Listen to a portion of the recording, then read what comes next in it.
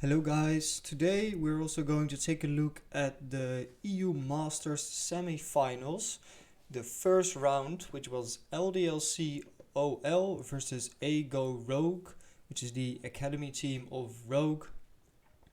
We'll start off with the bans. LDLC started with a Thresh ban, a Syndra ban and a Set ban, which is something of course we've seen happen multiple times over the course of the EU Masters. I think a Thresh ban is quite alright. Thresh is a very versatile champion that can be very aggressive, very passive and very safe. Of course the Syndra ban, Syndra on red side is an incredibly strong pick. Syndra counters a lot of champions and there's not a lot of champions that counter Syndra herself. She's a very strong lane bully, she skills well into the late game, she has early priority, wave clear. Overall just a very good champion. And LDLC's last ban on blue side was the Set. Now I don't necessarily agree with a B3 Set ban. I do think that Set is a champion that is enabled by what the enemy team picks. It isn't necessarily such a strong pick that you can just first pick it on red side or blue side any single game. And seeing that LDLC prioritized the Trundle, I don't think that banning Set was absolutely necessary for them. Then if we look at Rogue, they started out with a first ban Zoe and a second ban LeBlanc. Zoe being an annoying champion, unless you expect LDLC to go poke and pick it on B1, which is ill-advised because then you're already showing what you want to do. Then I wouldn't necessarily think that banning Zoe is an extremely good ban. As you can see, they're playing a sort of engage, disengage, mixed type of composition Rogue. Where facing a Zoe wouldn't be too big of a problem looking at their overall compositions. I don't necessarily agree with their ban. I do like the LeBlanc ban. LeBlanc can have an incredible amount of pressure. She can just hard punish the Cassiopeia and the Ezreal. And of course the infamous Graves ban, whereas Graves has risen in popularity immensely up in EU Masters. He's being played a lot in the LCK, or was played a lot in the LCK. Is risen immensely in the solo queue ranks. Graves is just an overall incredibly strong champion that would be a good pickup for LDLC on B1. So with the Graves taken down, LDLC opts into first picking Trundle on B1. Trundle of course is a champion that is very strong against tanks. His pillar is a nice terrain disruptor versus incredibly stationary champions. But he is mostly, in my opinion, a disengaged champion. People need to run into him, and of course he has the speed with his W. If you want to use him as an engager, there's champions that can engage better. I think he is more reliable if the enemy team picks a hard engage tank that runs into the Trundle. Trundle can steal their stats, can shred the tank. Trundle is very tanky, and then you can turn around the fight. Then Rogue responded by picking Akali and Ezreal. Akali is of course then the flex pick. You could go either mid lane or top lane, but I do think that picking an Akali into a Trundle is a little bit weird, just because Trundle as a melee champion with a pillar that can disrupt the Akali seems kind of unnecessary, and also showing that you're picking a melee champion so early on in the draft, an assassin that wants to dive the backline already, shows a lot of what Rogue wants to do. And then the Ezreal is just an incredible safe pick on R2. The Ezreal can also dash away from the Trundle, and of course by picking Ezreal on R2, you almost force LDLC to pick Yuumi on B2 or B3, because otherwise you're going to give over the Ezreal Yuumi combo to Rogue, which is not something you would want to do. That's quite ill-advised. So LDLC indeed picks the Yuumi, they take it away from Rogue so they can't pick it on R3, and they opt into the Misfortune. probably with the idea that Misfortune is a very strong champion into the Ezreal, which it actually is. But with a Yuumi, you're more of a poke lane. You don't really have a lot of kill pressure, as you can just safely jump out of the bullet time from Misfortune and even the ultimate from Yuumi. And by taking away the Yuumi, you open up possibilities for Rogue to get poke champions. Not poke champions, I mean roaming champions, which they did. They locked in the R3 Bard. Bard is of course a massive roaming champion. Once Ezreal has had his first base, we can also see that he's running TP. Once Ezreal has enough money for the tier, he's just gonna TP back to lane. Bard gets free roam to roam around the map, help his jungler, help his top laner, help his mid laner, and there's not gonna be a whole lot that LDLC with the Misfortune and the Yuumi can do against that. Just because by taking away the Yuumi from the Ezreal, you're giving up a lot of kill priority that Misfortune usually has in lane. Then with the next band, Rogue bans the Ornn and the GP. GP being a very strong top laner that can do very well with many different matchups. I would say maybe even especially Ornn, just because he is such a safe laner. He can split push incredibly well, and he can still be useful to the team with his ultimate. And banning away Ornn, of course, Ornn is a very engage heavy champion, which I wouldn't think would be such a big problem for the R1, R2, R3 picks that Rogue has drafted yet. Akali, of course, is a very mobile. Ezreal is very mobile as well. Then you have a Bard who can use his portal to get away. He can ult the Ornn to interrupt the engage that LDLC would have with an Ornn, so I don't really know why they would ban it, why they would take it away. Especially also because they have first pick after the bans on R4, so they could have taken the Ornn for themselves, put the Akali mid lane. Only thing then is, of course, that you give LDLC a very favorable matchup, and if you pick jungle on R4 and you don't ban Ornn, you're likely gonna give away the Ornn to LDLC, and then they are gonna have a free engage with the Misfortune ult paired up with it. But then again, Rogue has a lot of mobility, so that should not be an issue. Then LDLC bans away the Ivern, which I'm guessing is a pick that Zanzara likes to run. Otherwise, I would not understand why you would ever ban away Ivern, especially if people run an Ezreal. And they also opt to ban away the Renekton. That shows that they might want to play through topside, because as I said before, bot doesn't have a lot of kill pressure. Ezreal is going to be safe in lane, Bard's going to be roaming. But LDLC also doesn't want to go full early game with their top lane pick. So they ban out the Renekton. Rogue R4 picks a jungler, just so that they can have counter pick either mid lane or top lane with the flexibility that Akali has. And they opt in for the Jarvan. Misfortune, of course, is a very stationary AD carry, and paired up with a Bard engage and an Ezreal ulti that can dash in and out, and an Akali that has an immense assassination threat onto the LDLC backline. I do think Jarvan is a nice pickup. It does get a very heavy engage comp, and there are options for LDLC to interrupt the Jarvan engage with the Trundle. But I do think that for Rogue's composition, the Jarvan is the best pickup, because it isn't the heaviest tank that you can pick. Of course, he is going to be tanky, but you mostly see Jarvan running Conqueror, meaning that Trundle ulting the Jarvan isn't going to be the biggest deal in this game, or it's not going to be the big deal breaker. LDLC then opts into picking the Aatrox and Sylas, both being relative flex picks. You can play Aatrox mid, you can play Sylas top. Of course, Sylas top is seen mostly as a quote-unquote counter pick into the Ornn. I haven't really seen a lot of Sylases actually.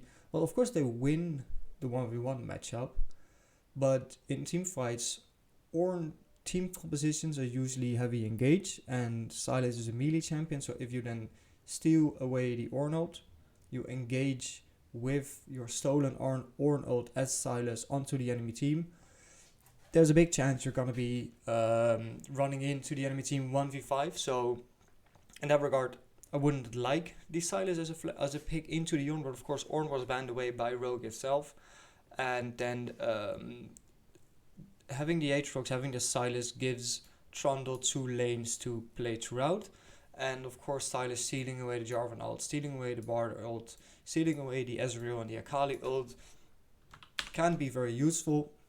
There are of course slightly better or more useful ults for the Sylas, but in this case it is alright. And then Rogue finishes off their composition with the Cassiopeia pick. They've seen that LDLC has a lot of melee short range champions. They've seen that Rogue drafted Engage and Disengage. They have a lot of safety for the champions that don't have mobility, as in Bard Portal. And with the Engage that Bard can provide, the flank that Akali has, and the Engage that Jarvan has, there's a relative safety for the Cassiopeia. But the biggest pickup in Cassiopeia for Rogue is that there's 3 short-range melee champions on the side of LDLC that all need to basically run into you and run face first at you, which basically just gives Cassiopeia the time of her life. She can throw down her W, she can ult the 3 targets, then you can have Akali jumping into the back line of LDLC, while Ezreal can jump away to safety, Bard could even save people that are low HP, and you have the Jarvan that can either provide peel for the Ezreal and the Cassiopeia, or can dive onto the backline with the Akali. So if we look at the overall teams, I want to start out with LDLC. As I've said, LDLC has a very short range team composition. They basically have 3 champions that are going to be frontlining when it gets to the later stages of the games, to the team fighting, and they're going to have a Misfortune that is going to be ulting across the lane or jungle or wherever they're fighting. But the biggest downside to them is that even though they picked a lot of melee champions, they don't have a fail-proof hard engage method. Whereas if they would have had a Maokai or an Ornn, even though Ornn was banned, all those kind of champions. Now, the only thing that LDLC can realistically do in the game is run at Rogue, and Rogue countered that beautifully just by picking the Cassiopeia. Cassiopeia is the champion that really breaks the game for LDLC and just wins the game for Rogue, because Cassiopeia just disables Sylas, she disables Aatrox, she just disables the Trundle. If Yumi ever pops out and she stands into the poison of Cassiopeia, she's got to be dead as well. So for LDLC's side, the entire game is gonna have to be carried by Misfortune, and then Rogue, as an early pick, as an R1 pick, they throw in the Akali. Akali is just gonna be able to shut down this Misfortune every single team fight, and realistically there should not be any way that LDLC is ever going to be able to win a team fight purely because of the comp that they drafted, and they opted into the double flex pick, as in the Aatrox and the Sylas, just because they were so afraid of the Akali that they didn't even think about a possible Cassiopeia mid lane on R5, which completely shuts down their composition. They don't have a lot of backline. The Akali shuts down the Misfortune. Ezreal can deal out immense amounts of damage and skills very well into the late game. So that just basically means that LDLC doesn't have a lot to play around. The main thing they do have is that they come online slightly earlier than Rogue, of course. I mean, Akali has her power spike at 1 item. Of course, she's incredibly strong when she has the Gunblade. So Ezreal comes online if he has 2 or 3 items. Bard, honestly, I have no idea. Depends on if you're gonna go the standard support build. So you're gonna build Redemption, maybe a Mikhail's Cubicle, or you're gonna go the Omnistone tank build. Jarvan is sort of a mid-game champion, so he spikes a little bit around 2 items. Of course, Jarvan can gank at level 2 already. That's something that LDLC has to be very mindful of.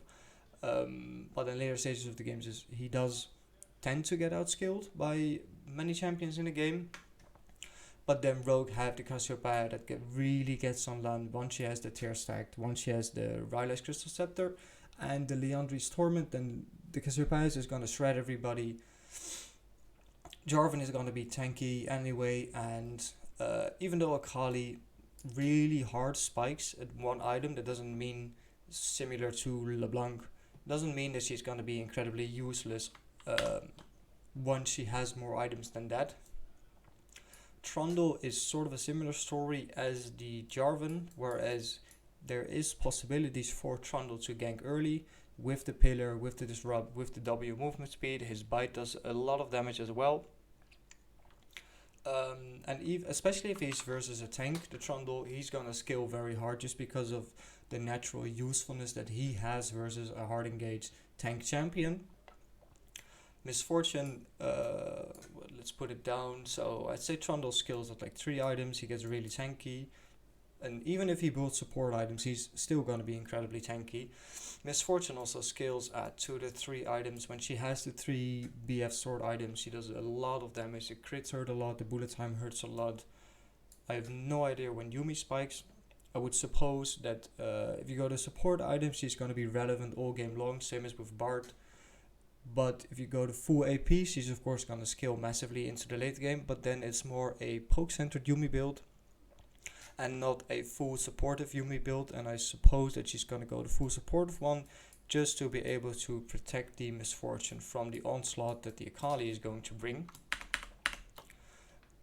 Then Aatrox of course spikes heavily at 2 items, Black Cleaver, Death's Dance, immensely strong champion afterwards.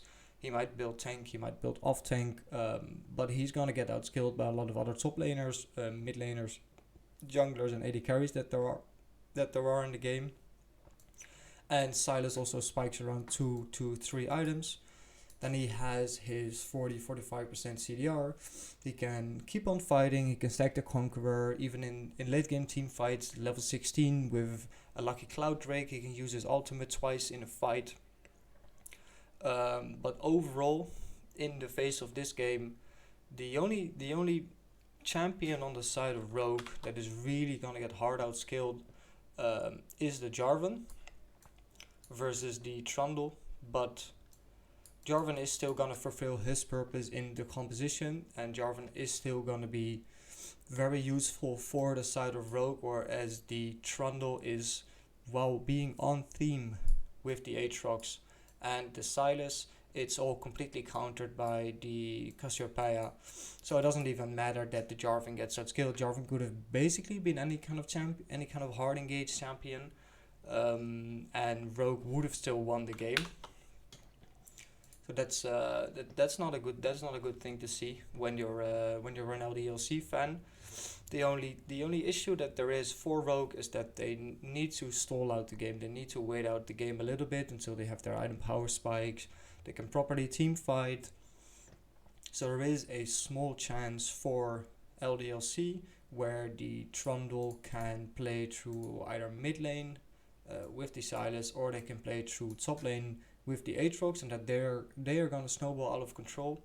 But this being professional League of Legends, that rarely happens. The champions actually become so strong that they're not going to be able to deal with it anymore. So if Rogue just gives up the early Drake, gives up the first Rift Herald, rotates properly so that the Rift Herald doesn't take the first turret, they should be completely fine and eventually outscale, massively win the team fights, have all the pressure in the world, just because LDLC, with the melee champions that they have and with a Misfortune, they don't have the wave clear to fight against the siege from Rogue. And Rogue, if LDLC wants to turn a fight onto Rogue, Rogue can safely disengage with the Bard. They can turn the fights with the Cassiopeia. So looking at it like this, it's going to be a very hard first game for LDLC.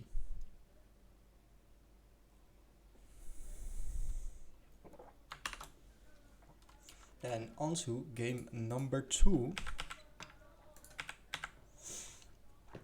As you see, of course, Rogue won the first game. Their drafting was just, there wasn't a whole lot of agency for LDLC to win the game. They would have had to snowball the game extremely fast. Of course, as you now know, that Rogue won the first game. That did not happen. So now the pressure is on LDLC to turn up with a good draft, to outdraft Rogue and to win the game. They did pick the same side, so LDLC is on blue side again, and Rogue is on red side again. The bans from Rogue are similar to the first game, so they banned away the Zoe again, they banned away LeBlanc, and they took away the Graves from LDLC. LDLC again opting into the trash, into the Syndra and into the set ban, just as we saw in game number 1, exactly the same first phase bans. LDLC also yet again opts into the Trundle first pick. Apparently they thought that Trundle wasn't the problem in the game and that Trundle was still a very strong champion that they could utilize properly. Looking at the overall comp that they have, it does indeed work out very well. And of course, one of the things that Trundle has is that if you first pick a Trundle, it doesn't show too much about what your game plan is going to be. You can still go hard engage on B2, B3. You can still go poke on B2, B3. You can still go disengage depending on what Rogue is going to show on R1 and R2. I think that the biggest thing for a B1 Trundle pick is just the denial of picking tanks that it gives to Rogue, because by banning away the set for LDLC, Trundle is then, or together with set, Trundle and set are the best two options if you are afraid of versing a tank or if the enemy team actually already picked a tank. So by first picking Trundle on B1, you give Rogue the option to pick a tank, but knowing that they're gonna win the team fights and that your tank is gonna be absolutely useless at actually face tanking a lot of damage, just because Trundle is gonna steal away all the stats that he has. Rogue then decide to throw it back to the first game. They pick again the Akali, pick again the Ezreal. Of course, Akali being a very strong assassin onto the backline that LDLC might draft, and Ezreal being a very safe AD carry. Of course, then you give away the option again for LDLC to pick the Yuumi, but as I've explained with the previous draft, and as you can see, that Rogue won the first game, they're not afraid of Yellowstar picking the Yuumi for LDLC. So they're sort of threatening, Rogue is threatening LDLC to pick up the Yuumi on B2 or B3, because they might take it with the Ezreal to make the Ezreal an even stronger and safer laner than he already is. Especially, of course, as you see, if he runs TP, then LDLC doesn't opt into picking the Yuumi on B2, B3. They go for the Yasuo Ornn combination. I think that this is it is a very strong pick, of course, because Ornn has the knockup that Yasuo can use to ult. Trundle with the pillar also has a knockup that enables the Yasuo, and there's not a real backline champion yet for the Akali to dive into. These three champions are all frontlining. They all want to dive into the enemy backline, dive into the enemy team, be able to get their damage off, get their CC off, put in some auto attacks with the Brittle, with the Q, with the Qs as well, and the 100% crit that Yasuo of course has. So that's a very good pickup. And the other reason why Yasuo and Ornn are in this situation versus a Ezreal, especially very strong pickups on B2 and B3, is because there's a really low chance of Rogue picking Braum on R3.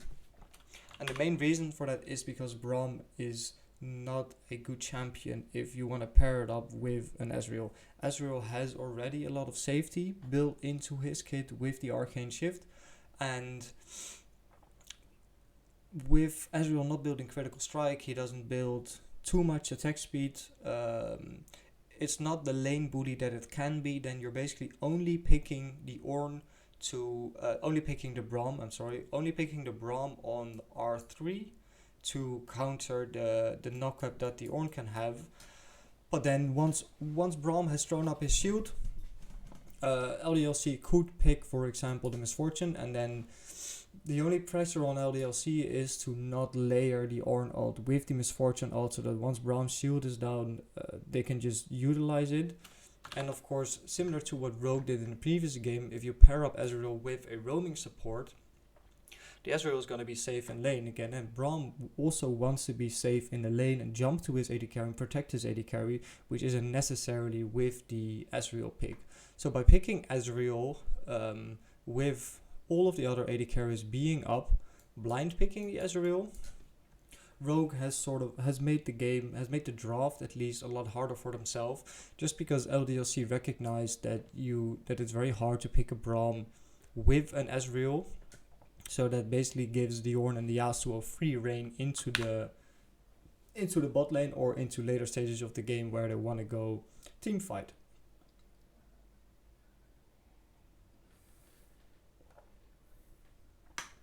Then Rogue decides to go full monkey mode, and they draft an R3 Renekton pick. Usually the R3 pick is a very meta or strong or very comfortable champion for the solo laners, the jungler, or whoever you want to pick on Rogue, mostly solo laners, because after the R3 pick, there's not going to be a response pick from LDLC. You get straight into the bans, and you can ban away 2 of the counters on your R3 pick. So R3 Syndra could be very good. R3 Gangplank, which was banned away in the first game, could be very good, just because you can make sure that your pick has a very safe matchup and that it can skill freely into the late game. Of course, Renekton doesn't even skill at all into the late game. He's the early game 1 item power spiking monster, and afterwards he's just going to be a walking meatball. And especially if you face it versus a Trundle, a Yasuo, and an Ornn, the Renekton is not going to be able to do a whole lot early game. So by drafting Renekton, Rogue is putting themselves on a timer, at least a timer for the Renekton to be useless, just because he gets outskilled by basically every single champion in the game.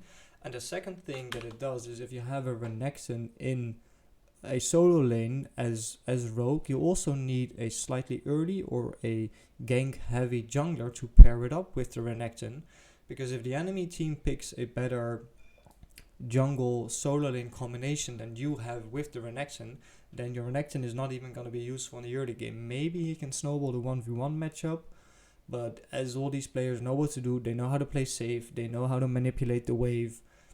Usually there's not a lot of options for Renekton to snowball out of control. So by picking Ezreal, they've limited themselves into not drafting the Braum, just because it doesn't work together very well. By picking the Renekton, they forced themselves to pick an early game jungler as well, in order to not make the Renekton completely useless. So the draft of Rogue is already falling apart quite hard.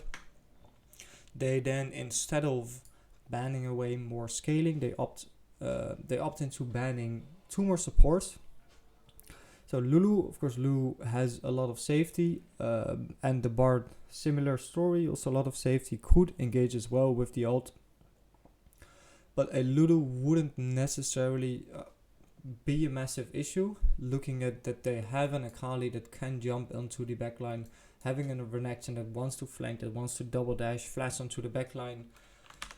By combining both these champions, Lulu can only protect somebody or herself from one of those with the ultimate and with the polymorph. So I don't necessarily agree. I could understand the Bard. Bard can, of course, ult the Renekton when he is strong, when he wants to go in. He could CC the Akali, who could also CC his own team to save from the Akali ult. And LDLC responds with the Yuumi ban, so they're still scared that they might pair up the Ezreal with the Yuumi. So they're already foreseeing that that Rogue is not gonna go for the Braum, and they also ban away the Sejuani. Even though picking Sejuani into Trundle is a little bit difficult. Back in the days, they used to play Fleet Footwork Sejuani, just because she wouldn't get the extra armor and magic resist from Aftershock, and then the Trundle could take all those stats away and Trundle would be even more tanky.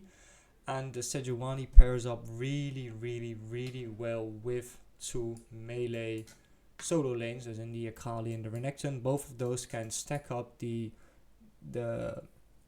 Sejuani passive incredibly quickly, and Sejuani would then for Rogue be the best option as a jungler, which is a jungler that still scales into the late game, that is going to be relatively tanky, less so because of the B1 Trundle pick by LDLC, but she just has a lot of synergy in the early stages of the game with the Akali and the Renekton in the solo lanes from Rogue. So that's a very good ban from LDLC. Then Rogue picks, as I've said, by banning away one of the only sort of scaling jungle option that can have early pressure with the solo lanes. Rogue opts into the Rek'Sai.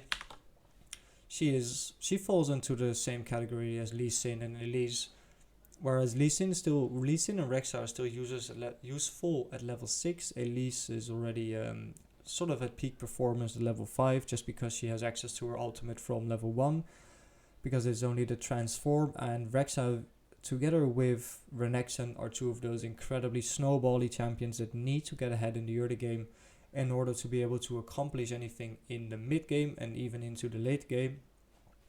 So by picking the Renekton, they have to go for Rek'Sai as well, and that just puts Rogue on such a timer. The scaling of Ezreal is not hard enough to make up for basically the dead meatballs that they have in the Renekton and the Rek'Sai pick.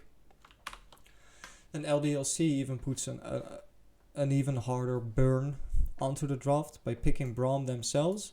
They're seeing that, hey, you have 3 melee champions that really like to dash or fly into us. We're just gonna pick Braum.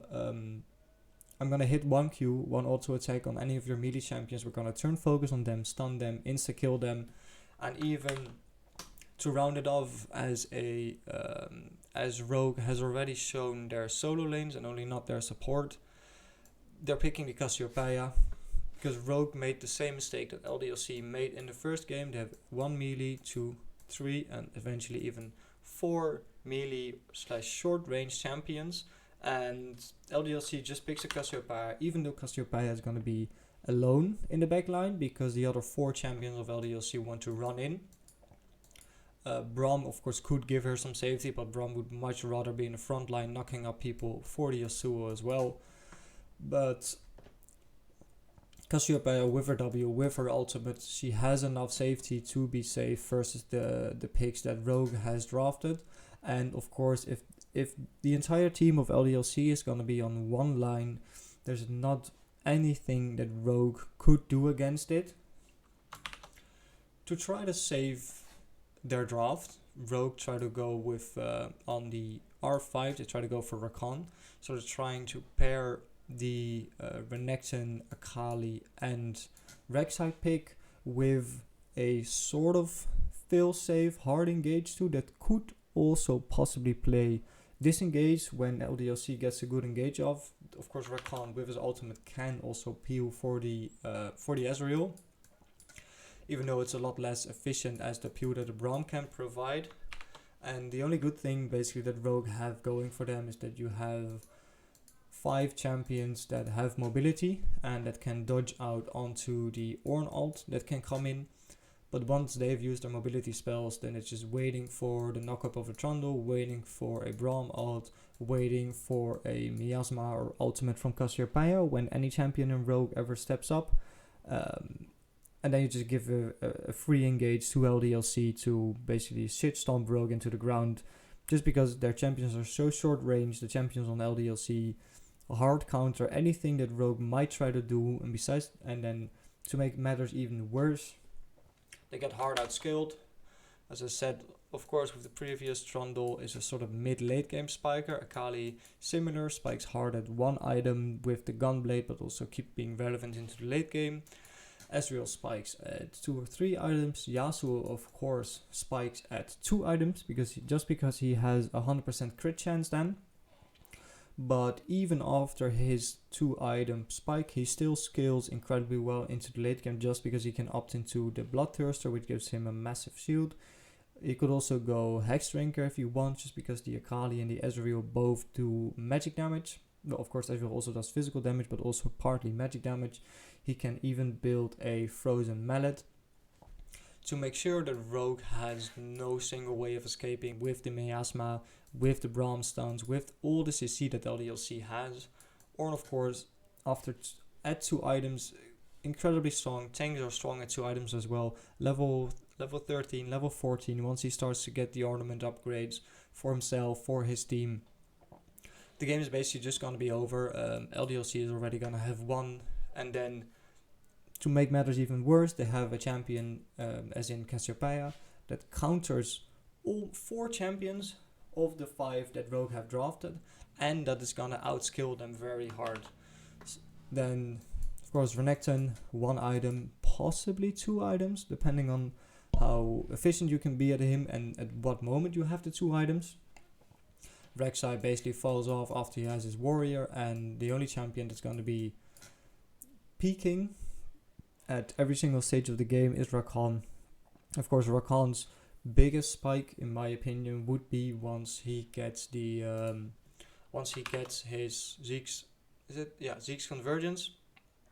Just because when he dashes into the enemy team, he's going to be able to slow everybody, but then realistically speaking, if the Rakan ever finds an engage, there's so much lockdown, there's so much damage on the side of LDLC that he should not survive before the Akali, the Renekton, or the Rek'Sai can ever jump in. So this is already a very problematic thing for Rogue. They're basically just repeating the mistakes that LDLC made in game 1, and LDLC recognized the Ezreal pick, they recognized the melee composition that Rogue had drafted, that LDLC did in the first game. So LDLC is just running it back, saying, hey, what you did in game 1, we can do as well. The roles have basically just swapped with the first game.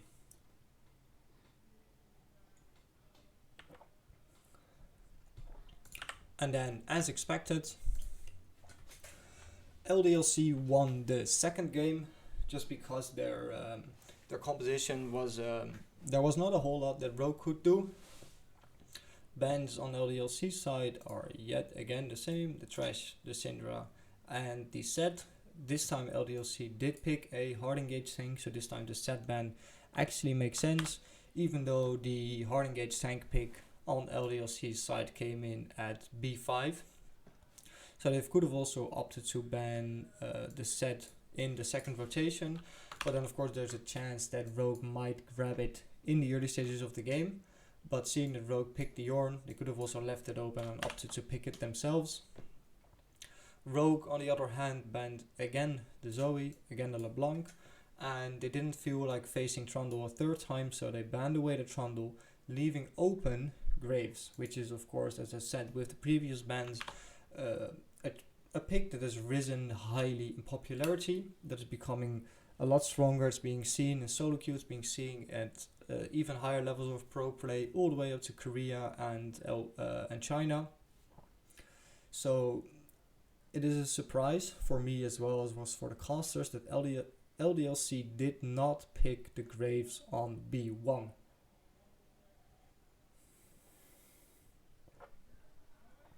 It almost feels like they were baiting Rogue, saying, what do you want to pick? If you pick Graves, we have an answer for it, and if you don't, we're going to take it away from you, because we know that it is a very strong champion. In fact, instead of the Graves first pick, LDLC picked up the Varus. Varus as a first pick, if you of course see, except for these past 2 games where the Trundle was picked on B1, an AD carry pick on B1 can be very useful, especially the Varus. Ezreal as a champion shows that you want to forfeit your laning phase, you want to skill up, you're going to poke people with Qs. Whereas Varus has not such a clear defined mode. The mode that Varus is going to take is going to be defined in the draft. He could go either lethality, or he can build a lot of attack speed when he's versus a lot of tanks. So in that sense, a B1 Varus pick is a very safe way of saying, hey, we're ready to face what you want to throw at us. Let's go, let's see what you have. Then Rogue first pick R1 first pick the Ornn, and they paired it up again with an R2 Ezreal pick. As you know, I don't agree with picking an R2 Ezreal when LDLC has already picked an AD carry on B1. Just because you know that LDLC has no option to ban away any AD carries, just because the ban phase goes after the 3 picks, of course. And having first picked an AD carry on B1, they're not going to pick another AD carry on B2 or B3. So why would you pick your AD carry on R2? Because there's no way that they're going to be able to pick it. There's no way that they're going to be able to counter it.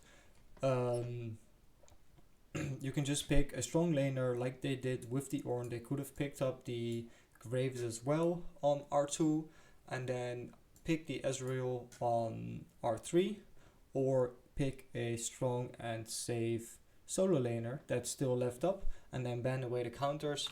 And of course there's the option that LDLC is gonna ban away the Ezreal, but there's still other options that you could play into the Lucian. And even if you don't want to wait for the second phase, picking an AD carry in the same phase of the draft, let's say, that would be one at the same phase as R1 and R2, is not just not advisable. You know that there's not going to be a counter pick available for LDLC. They're not going to be able to ban away champions.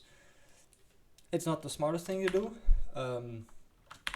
This also, of course, means that LDLC gets their prized, or not even the prized Graves pick, because Rogue opted to ban away the Trundle on Red Band 3 instead of the Graves like they did in the first 2 games. And then to make matters even worse, they paired it up with a Braum to counter the Ezreal ult and to counter the engage that Ornn can provide for Rogue. And besides the counter that Braum has to the engage of Ornn, you also have the smoke screen of Graves that's going to disable the Ornn of doing anything, as Ezreal's caught into it. Not a lot that the Ezreal can do if he doesn't have Flash or Arcane Shift up. And Ornn, of course, is a very strong scaling champion into the jungle with not a lot of hard counter picks. We've seen Kindred being picked into it successfully a couple of times. But if Kindred were going to be picked, I think it would have been a very good pickup for on LDLC side, just because Rogue is showing that they want to hard engage with the Ornn onto the enemy team with the Ornn ult, and you have a Ezreal that can be safe into the backline while the rest of your team engages. And against such kind of hard engage, a Kindred is a very good pickup, just because he provides a lot of safety for the entirety of your team with whatever Rogue want to throw at you.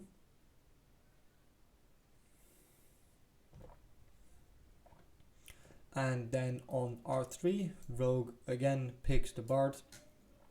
They don't want to opt into the Yuumi Ezreal. I don't know why it wasn't banned versus a Varus Braum lane that doesn't have a lot of kill pressure. Of course, the Varus can ult you at level 6, the Braum can ult you at level 6, but Ezreal should have the safety and the reaction time to dodge both those spells, either with Flash or just with Arcane Shift, and then play safe and only farm with Qs.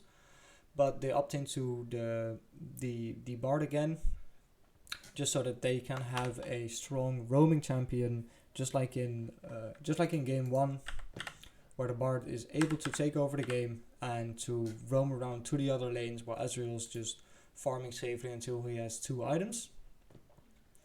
Then LDLC bans away the Cassiopeia. Maybe they're afraid that Rogue are gonna R4 pick the Cassiopeia, and LDLC probably already had in mind that they wanted to play a melee mid and top laner, and of course the Graves also being very short range, that is a good matchup for the Cassiopeia.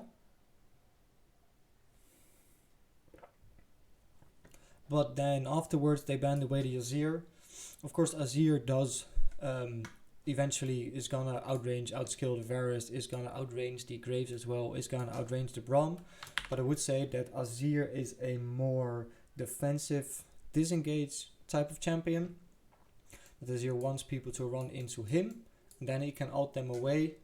So if you, for example, if you would pick the Azir on rogue side, on red side, on maybe R4 or on R5, then you're not gonna make a whole lot of use out of the Azir ult just because you already have the failsafe in hard engage that Ornn provides. So then Azir needs to put himself in a dangerous position in order to make use of all the abilities that he has, meaning that he has to jump into the enemy backline, and jumping into a Graves and Braum combination is, in my opinion, not a very good thing to do. Then on the side of Rogue, they banned away the two most known counters to Ornn. Of course, the Mordekaiser can ult the Ornn at the moment that Ornn presses his R for the first time, denying the rebounds on the Ornn horn, and the Sylas is the LCK counter pick to the Ornn, where you can steal the ultimate away again. Then probably if LDLC would have picked the Sylas, then Cassiopeia would have been a very good pickup, just because Sylas, of course, as I said in the previous game, if you pick a Sylas into an Ornn, you're basically gonna need to pair the Sylas up with other champions that dash in, just because Ornn is such a good champion from long range with his ultimate, but also from short range with his W, with his QE combo. And I don't think that silence is the hard answer into an Ornn. Still, Rogue up to ban it away and pick the R4 jungle on Jarvan, just giving them even more hard engage to follow up on the Ornn engage, follow up on a possible Bard ulti. Then to counter all the engage that Rogue has, LDLC has of course already drafted the Graves with the smoke screen with a lot of mobility, Braum to protect the Varus to block away the Ornn ult, but LDLC opts into the Akali themselves, a very dangerous champion of course for the against the Ezreal, for the Ezreal, just because Ezreal only has one dash, Akali has multiple. Akali is gonna basically go for the Ezreal every single team fight, also because Bard isn't the best peeling support. If you want to have the good peeling support, you might as well take a Braum, or you could take Thresh, which was banned away of course as well. And to round him up, LDLC picks the Maokai to have a tank versus tank matchup. Of course, the Trundle was banned away by Rogue, recognizing that the Trundle was a problem in the previous game and that they wanted to pick the Ornn on red side early on. But Maokai just gives LDLC a frontline to face tank the damage that the Ezreal is gonna put out. Also the Varus, if he goes lethality, can stand far away enough for the Jarvan not to be able to reach him, and the Ornn ult can of course be blocked. And the biggest thing that Maokai gives, besides just being a tanky frontline for LDLC, is that at the moment that LDLC sees an opportunity to engage, they don't have to engage awkwardly with a Braum ult that can be sidestepped, or a Braum having to flash forward, Graves having to put himself in danger by walking up, the Akali having to go in solo. So the Maokai gives them a great option to engage into the enemy team. And then Rogue decides to finish up their comp with the infamous, well, at least for as far as I know, the infamous Orianna R5 pick to pair up the Orianna with the Jarvan. Of course, this means that on Rogue side, it's a very clear path of what they want to do when team fights are gonna happen, and once they start getting their first and their second item in. Ornn wants to engage, then you have Bard that wants to engage as well, he wants to ult, maybe find a flank with the portals, then you have Jarvan that's just gonna EQR in. Orianna is gonna put the ball onto the Jarvan, you're gonna have a lot of damage onto the backline of LDLC. The only damage with having such a wombo combo of having the Jarvan and the Orianna together is that it's a very bursty combination, versus, for example, if you pair up Jarvan with Cassiopeia, that the enemy can't flash or use their mobility spells to get out of the Jarvan ult. This is a more bursty type of combo, also because LDLC has a heavy tank. mostly Ezreal with his auto attack is going to be hitting the tank or trying to kill the Akali that's trying to jump onto him. So for Rogue, a lot of the pressure to win this game with their composition is on the Jarvan and the Orianna being strong enough to be able to one-shot the Varus and Graves, and then hope that the Bard and Ezreal can face up versus the Akali, where LDLC would only have the Braum left and the Maokai. But on the other side, if you look at LDLC, the only thing they have to do is play relatively safe and end the game early on, and not necessarily early as in pre-20 minutes, but with the scaling that an Orianna has, and with the AP scaling that she has on her ultimate, she needs quite a lot of items. She needs 3, 4, maybe even 5 or 6 items in order to be able to one-shot the Varus and the Graves. Both of these champions can, of course, build magic resist, just because Ezreal also does partly magic damage, and Bard, of course, also does a lot of magic damage, Ornn as well. So there are a lot of safety options for LDLC, and especially in later stages of the game when Maokai and Braum are already very tanky, both of them could build a Locket, negating a lot of the burst damage that Rogue is trying to bring into the team fights. Whereas for LDLC, they can hard engage onto the Orianna because she has no mobility. You can just leave the Ezreal to be... you could also catch out the Ornn, catching out the Jarvan as well, and then in that sense also the Bard, but those champions are going to be a lot harder. So there's going to be a lot of focus in the team fights on the Orianna, just because she's such a big threat to what LDLC is trying to do. They do have the Braum to protect their composition against the Ornn engage, but for example, if they had picked a Thresh on B3, then they would have provided a lot of safety for the Jarvan to get out of the a lot of safety for the Varus to get out of the Jarvan Orianna combo that Rogue has. But besides the Varus and the Braum, and then possibly also the Maokai being caught into the combo, you also have the Graves and the Orianna that can pressure Rogue from the side, that have mobility to get out of the Jarvan ultimate. But this is a very tricky game to see, to draft wise see who is gonna win. As the games have already been played, I know that Varus went Lethality, Graves even also built a Duskblade, and that puts LDLC on a bit of a timer. Their composition, while sort of countering part of the engage that Rogue has, while also having engaged themselves and having disengaged, but which is also the case for Rogue. Rogue also has disengage and engage, a little bit heavier on the engage side. But because the Varus went Lethality and because the Graves is also opting to go Lethality, but Duskblade into Black Cleaver, but Lethality nonetheless, LDLC is put a little bit on a timer, just because if the Ezreal gets 6 items, while Varus also has 6 Lethality items, I do believe that the Ezreal is gonna be more useful in the later team fights that might occur in the game. But one of the good things of building Lethality is that it's very effective against tanks before they have a certain amount of armor.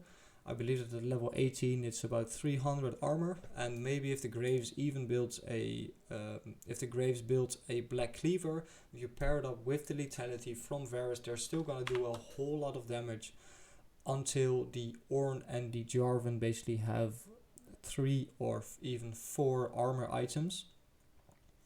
So even though the early pressure is on LDLC to win the game because they get outskilled by the combo that Rogue has drafted, it's not an incredible amount of pressure. With the Lethality items also being very cheap and scaling with levels, I would say that LDLC has about 35 to 40 minutes to win the game, and at that point, once all the Ornn upgrades have come in, Orianna is incredibly strong, the Ezreal is incredibly strong and slippery, then at that stage of the game all the pressure for LDLC falls onto the Akali to be able to assassinate the Orianna and preferably also the Ezreal, just because they're going to be so strong.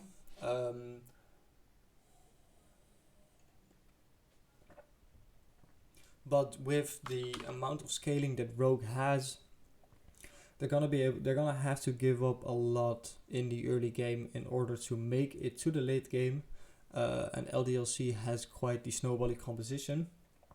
And even in late game team fights, it's basically all up to the Jarvan and the Varus to see who has a better game sense. Of course, it's for Jarvan very hard to find a flank because he needs to have the Orianna ball on him in order to get the wombo combo off onto LDLC. And then Varus going poke, he has an incredible amount of range. Once you see the Jarvan running, you just put the Braum in front of you, pressure the sides with Graves and with Akali, and you have a Maokai as a frontline as well, where you can, as a Varus, can safely poke the enemy team. In that regard, I do think that the game is gonna go to LDLC. Not necessarily because their composition is going to be played out a lot easier. Because of course Rogue's one is very straightforward. You hard engage with the Ornn ult, with the Bard ult, with the Jarvan ult, with the Orianna ult. But that LDLC has a lot of options early game for rotations, for putting pressure points around the map and just completing starving Rogue out of the game. And that is also what happened.